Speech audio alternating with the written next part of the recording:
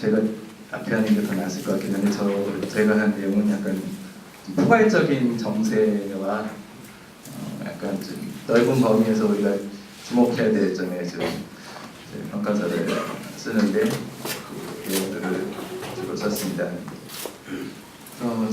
지난 활동 돌아보기에 2017년대 전반부 과제라고 제목을 정했는데요. 먼저 지난 활동을 돌아보면 작년도 한 해 활동은 가장 주요한 활동은 저근모 비리가 폭로됨에 따라 저근모 퇴진 운동을 벌였던 것이 가장 주요한 활동이었다고 볼 수 있을 것 같습니다.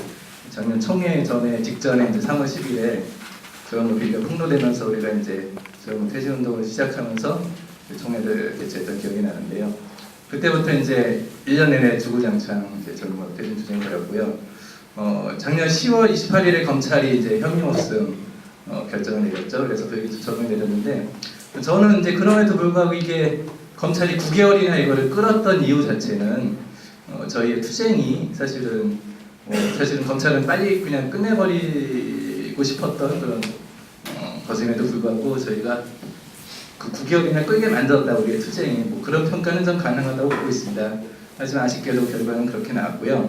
아직 이제 끝난 건 아닌데 현재 고법의 재정 신청을 접수해서 아직도 진행 중에 있고요. 결과는 저는 이게 재정 신청이 받아들일 가능성도 우리가 완전히 배제할 수는 없다고 보고 있습니다. 이 투쟁의 의의를 봐야겠는데요. 이 투쟁은 현 조합원들한테 현 어영노 집행부의 부패성을 폭로하는 중요한 투쟁이었다고 보고 있습니다.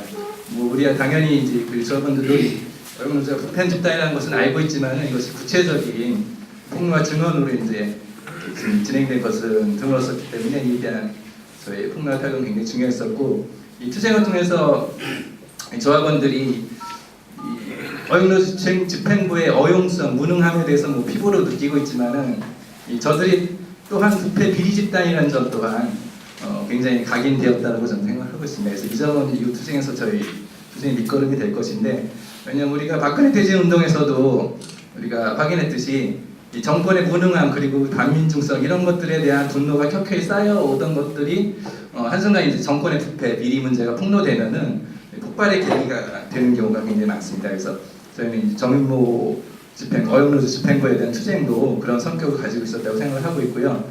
이후에 가령 이제 저는 폭발력이 있다고 한다면 가령 노조비 비리 이런 것들이 폭로가 된다고 한다면 굉장히 그건 폭발적일 수 있다고 보고요.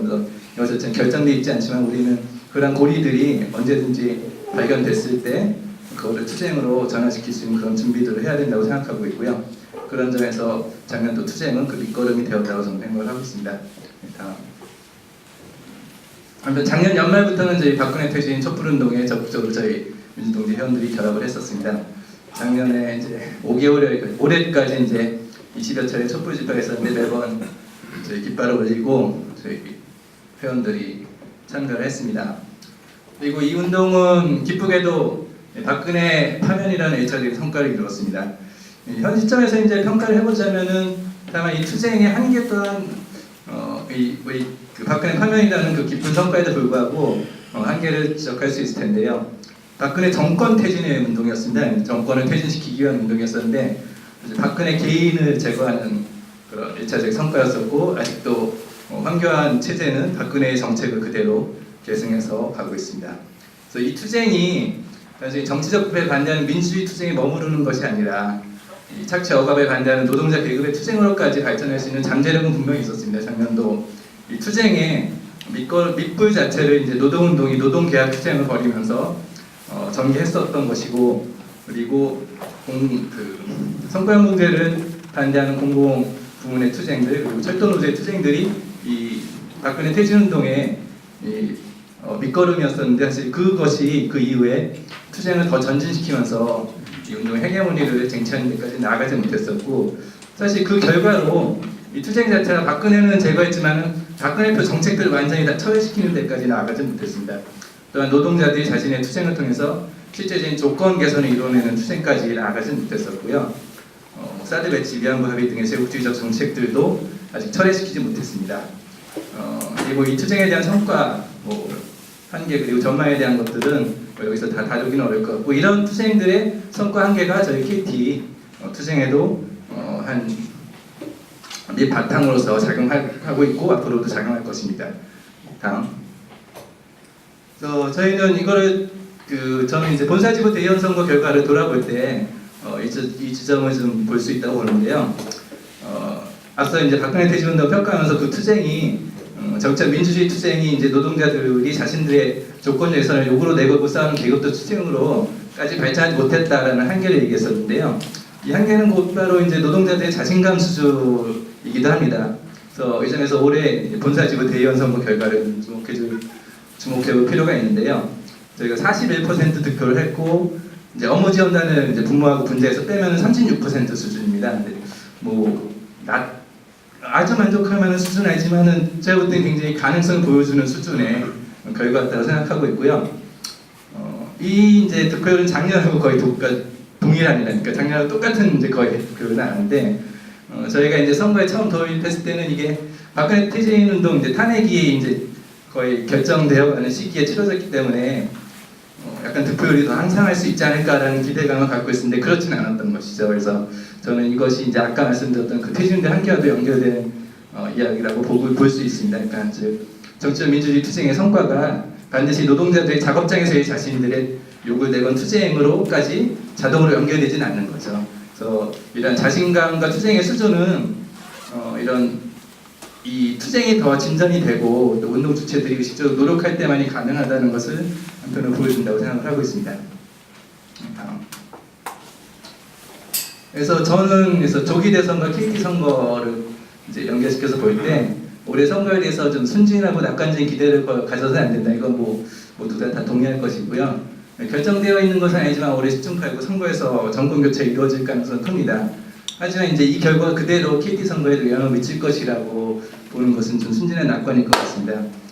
우선 기본적으로 이 선거를 통해서 들어설 정부가 민주당 정부일 텐데 그 정부는 이제 세계적인 경제위기 악화와 지정학적 위기 속에서 자신들의 어떤 이전까지 노선들과 정책들을 보건데 곧바로 이제 얼마 가지 않아서 노동자 민중들을 다시 공격할이라는 것들을 예상할 수 있을 것 같습니다. 저는 이제 심지어 정의당과 연립정부를 수립하더라도 이런 본질적인 문제는 다르지 않을 거라고 보고 있는데요. 기본적으로 경제위기 하에서 이 자본주의 국가가 취할 수 있는 정책에 한계가 있다는 거죠. 그리고 여기 계신 많은 분들이 이제 김대중 노무현 정권을 겪어왔지만 그 정권 하에서 우리 KT 노동자들이 겪은 경험을 돌아보더라도 이것은 충분히 예상할 수 있을 것입니다. 그래서 특히 이제 운동 진영이 이 점에 대해서 오판을 하고 민주당 정권이 초반에 취할 그 개혁 제스처들 있죠. 여기에 대해서 이제 거기에 대해서 좀 과장하고 개혁 세력에 힘을 실어줘야 된다. 그러니까 투쟁을 자제해야 된다는 식의 태도를 보일 경우 이제 문제는 커질 거라고 저는 생각합니다. 그래서 이런 점을 경계해야 된다고 생각하고 민주당 정권이 취할 이제 개혁 제스처들을 우리가 실질적인 개혁으로 전환시키기 위해서라도 노동자 민중들이 자신들의 공장과 사무실, 학교, 지역 등에서 자신들의 고유한 요구를 내걸고 독립적으로 투쟁을 벌이는 것이 중요하다고 생각합니다. 그래서 정권 교체 자체가 연말에 KT 노조 선거에 이제 보탬이 되는 방향을 진행되기 위해서라도 정권 교체 그 자체가 아니라 그 이후 벌어진 노동자 투쟁에 더 중요하다고 생각하고 저희가 이제 작년에 총회에서 이제 우리 노동계약 투쟁 반대 투쟁에 우리가 결합하는 것이 얼마나 중요한가를 이제 강조했었잖아요. 이런 전체적인 정세가 우리 KT 노동자들의 투쟁 자신감 이런 것들에 영향을 미친다는 것도 우리는 분명히 보고 내년 그러니까 올해에도 이 선거 과정을 통해서 적극적으로 결합을 하고 선거에서의 논의에서 조합원들과 많이 토론하고 또 이후 벌어질 노동자들의 자신들의 투쟁에 우리가 적극적으로 결합하는 것들이 굉장히 중요하다. 올해도 마찬가지로 그렇게 주장하고 싶습니다. 그래서 이제 저희 내부적인 과제로 돌아보면은 저는 조직을 미리 건설하기라는 과제를 우리가 생각을 해야 된다고 생각하고 좀 전에 이제 정현영 동지가 그 점에 대해서 구체적이고 충분하게 많이 얘기를 했다고 생각합니다. 올해 대의원 선거 결과 보여주는 또 하나의 경우는 조직이 동반되지 않은 선전만으로는 이제 회사의 촘촘한 통제와 장악을 우리는 도입할 수 없다는 점을 저는 보여줬다고 생각을 하고 있습니다. 우리가 이제 10개 개표소에 참관인을 다 세웠습니다.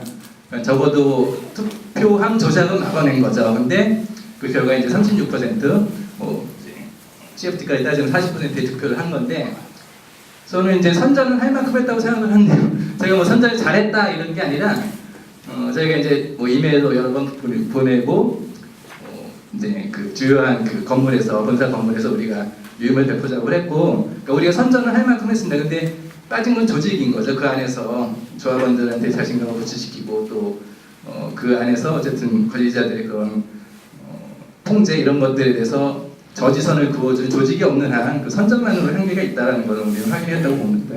이 점은 저는 지사에서도 마찬가지라고 생각을 하고 있습니다. 그래서 올해 이제 뭐 선거를 통해, 그러니까 대선을 통해서 뭐 바람이 불고 또 노동자들 투쟁이 전진하고 이런 바람이 부는 것도 중요하지만은 이 바람을 조직으로 묶어 세우는 것이 더 중요하다는 거죠. 그래서 이 과제는 미리 진행돼야 된다고 생각합니다. 그래서 정권 교체와 함께 조합원들이 자신감이 올라올 때 그때 가서 조직하면 된다. 그거는 이제 잘못된 태도인 거죠. 실제로 가능한 경우는 지금부터 이제 미리 주변에 조합원들 묶어 세운 상태에서 그들이 이제 선거 결과 그리고 선거 이후에 노동자 투쟁의 전진 이런 것들을 통해서 자신감을 획득할 때 그들이 이제 드디어 이제 뭐 참관인으로도 쓰고 후보로도 나서고 이런 과정들이 전 이어질 거라고 보는 것이 사실적인 실제적인 그런 과정일 거라고 생각하고 있고요.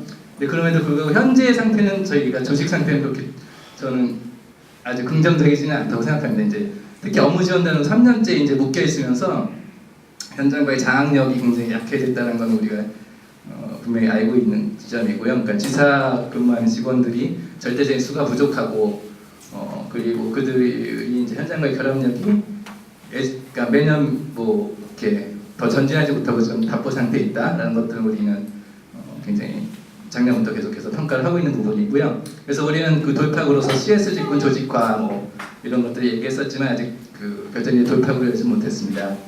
저는 이제 임금 피크제 대상자분들도 좀 주목해야 될 만한 특수한 대상자들이라고 생각하고요. 그런 부분에 대해서 좀 더 세부적인 접근들 이런 것들을 우리가 좀 고민하고 해봐야 될 것 같고, 그래서 이 점에 대해서 오늘 결정된 후보군을 중심으로 해서 바로 논의와 실천을 시작해야 될 것 같습니다. 그래서 이상 작년도 활동과 올해 전망을 돌아보면서 좀 제가 주목해야 될 지점에 대해서 말씀드렸습니다. 이제 이번